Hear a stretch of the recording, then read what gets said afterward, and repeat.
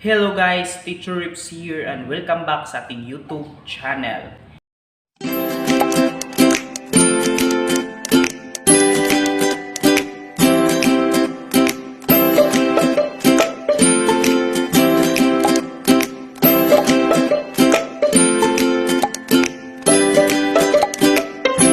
For today's video, of course, as what I've said in our previous video, ituturo ko ngayon kung ano yung mga rules na dapat nating tandaan in the operation of integers.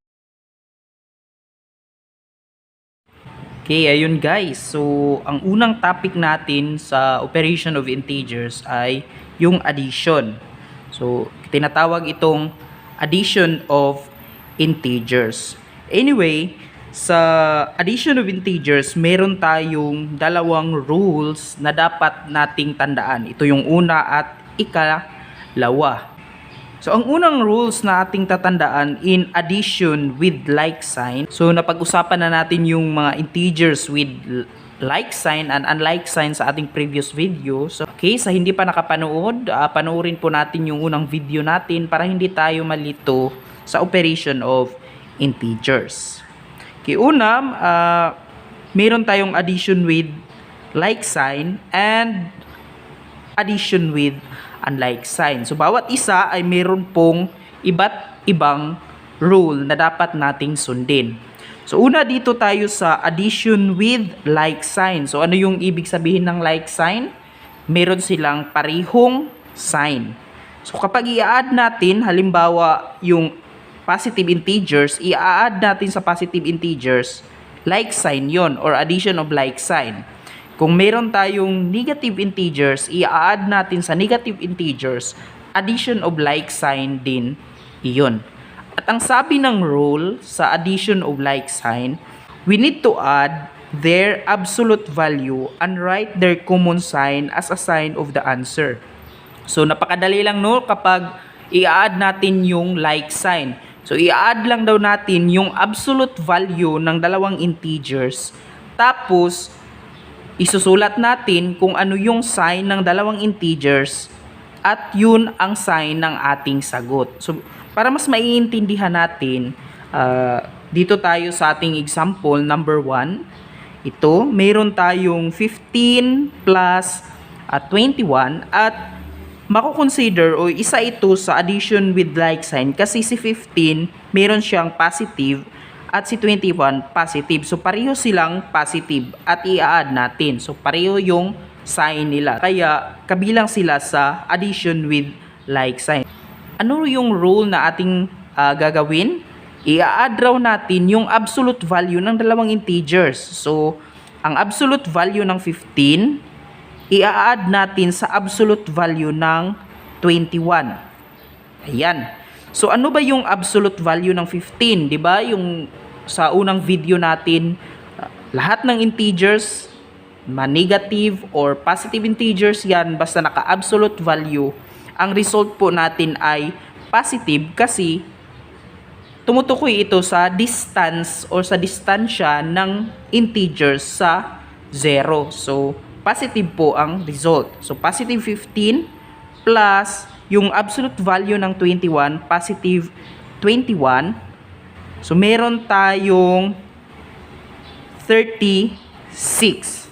Pagkatapos, i-determine natin kung ano yung sign ng ating sagot. So, ayon dito, isusulat raw natin yung common sign ng dalawang integers. Itong dalawang integers. So, ano yung common sign nila?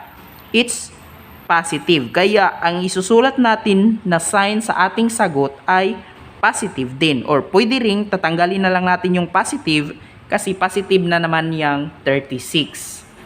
Okay. So, para mas lalo pa nating maintindihan, punta tayo sa ating ikalawang example, yung number 2. So, meron tayong 41 plus 24. Okay? So, ano ulit yung sabi ng rules? I-add natin yung absolute value ng dalawang integers. So, ang absolute value ng 41 plus ang absolute value ng 24. So, ano yung absolute value ng 41? 41 plus absolute value ng 24, 24. So, meron tayong 65. So, ano yung sign ng ating sagot? So, ano yung sign ng dalawang integers? Positive. So, positive yung ating sagot. O, ganun ang pag-a-add ng like sign integers. So, paano kung pareho silang negative? O, i-add natin yung parehong negative na integers. So, yung kanina, yung first two na example natin ay parehong positive. So, paano kung parehong negative? So, ang gagawin natin, pa-follow lang tayo ng rule na i-add natin yung absolute value ng dalawang integers. So, absolute value ng 8 plus yung absolute value ng negative 7. Ano yung absolute value ng 8? 8 plus 7 is equal to 15. Tapos, itutukuyin natin kung ano yung sign ng ating sagot. So, isusulat natin yung common sign ng dalawang integers. Ito yung dalawang integers. So, ano yung common sign nila? So, negative. So, negative din ang ating sagot or ang sign ng ating sagot. Okay? So, para sa example number 4, we have negative 25 plus negative 15. So, sunod lang tayo sa rules na i-add natin yung absolute value ng dalawang integers. Absolute value of 25 plus absolute value ng 15, negative 15 is equal to 25 plus 15 equals 40. So, ano yung sign ng ating sagot? So, of course, yung common sign ng dalawang integers, negative. So, dapat ang sagot natin negative. So, ganun yung pag-a-add ng integers with like sign. Yun, napakadali lang no ng mag-add ng integers with like sign. Okay, so punta naman tayo sa addition with unlike sign. So ano yung mga unlike sign? Halimbawa, we have positive integers, i-add natin or plus natin sa negative integers. So hindi magkatulad yung dalawang sign ng integers. Kaya unlike sign siya. Pwede ring negative plus positive. Yun, makukonsider din nga unlike sign. So, ano yung rule na dapat nating tandaan kapag mag-a-add tayo ng unlike sign? Ayon dito, get the difference. Take note po tayo sa difference kasi ang ibig sabihin ay magsasubtract tayo. So, get the difference of their absolute value and use the sign of the integer with the larger absolute value for the answer. So, ano ang ibig sabihin? So, ang sabi dito, kukunin daw natin yung difference ng dalawang integers at ang sign po ng sagot natin ay magbe-base kung ano yung integer na may mas malaking absolute value. Ganun ang ibig sabihin. Punta tayo sa ating example para mas maiintindihan natin. Dito sa example number 1, meron tayong 9 plus negative 11. So makikita natin na unlike siya kasi si 9 ay positive ang kanyang sign at si 11 naman ay negative. So unlike sign siya. So ano yung rule na susundin natin? Sabi dito, kukunin natin yung difference ng absolute value ng dalawang integers. Yun ang una. Tapos, ang sagot natin ay ibibase natin or itutulad natin ang sign sa integer na may mas malaking absolute value. So, para mas maintindihan, una, kukunin natin yung difference ng absolute value ng dalawang integer. So, kita natin na meron tayong dalawang integer. Ito yung 9 at negative 11. So, ano yung absolute value nila? So, since kukunin natin yung difference o isa-subtract natin, so mas maganda nga isusulat natin yung integer na alam nating may mas malaking absolute value. So, isusulat kong una si negative 11, tapos magsasubtract ako ng absolute value ng 9. So ano yung absolute value ng 11? Meron tayong 11 minus 9 equals, meron tayong 2. Okay, meron tayong 2. Tapos, i-determine natin saan sa dalawang integer ang may mas malaking absolute value. So, alam natin yung 11, yung may mas malaking absolute value. At ang sign ng 11 ay negative. So, meaning, negative yung sign ng sagot natin. Ayun.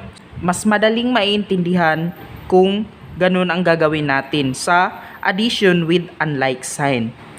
Okay, so proceed tayo ng number 2 para mas maiintindihan pa natin.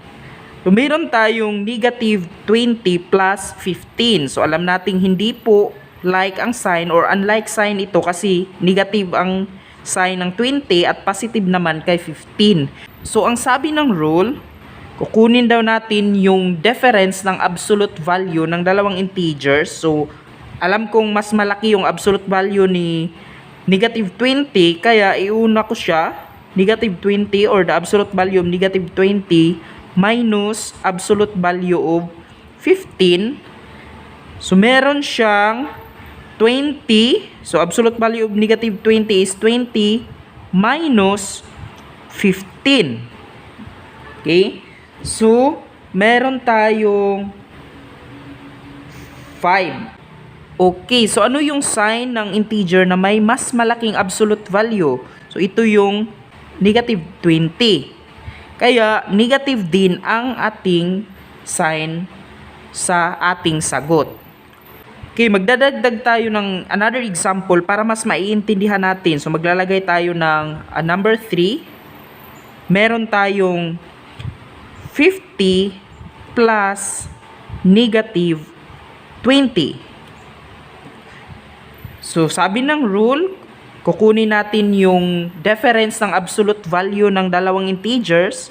So, meron tayong absolute value of 50 minus the absolute value of 20. So, equals po siya sa 50 minus 20. Then, that is 30. Tapos, ang sign po ng sagot natin ay magbe-base kung ano yung integer na may mas malaking absolute value o ano yung sign ng integer na may mas malaking absolute value. So, makikita natin na si 50 yung may mas malaking absolute value. Diba? So, ano yung sign ng 50? So, that's positive. So, meaning po, positive po ang sagot natin dito. So, yun ang addition with unlike sign. Ayun guys, thank you for watching and I hope marami tayong mga natutunan, especially in addition of integer.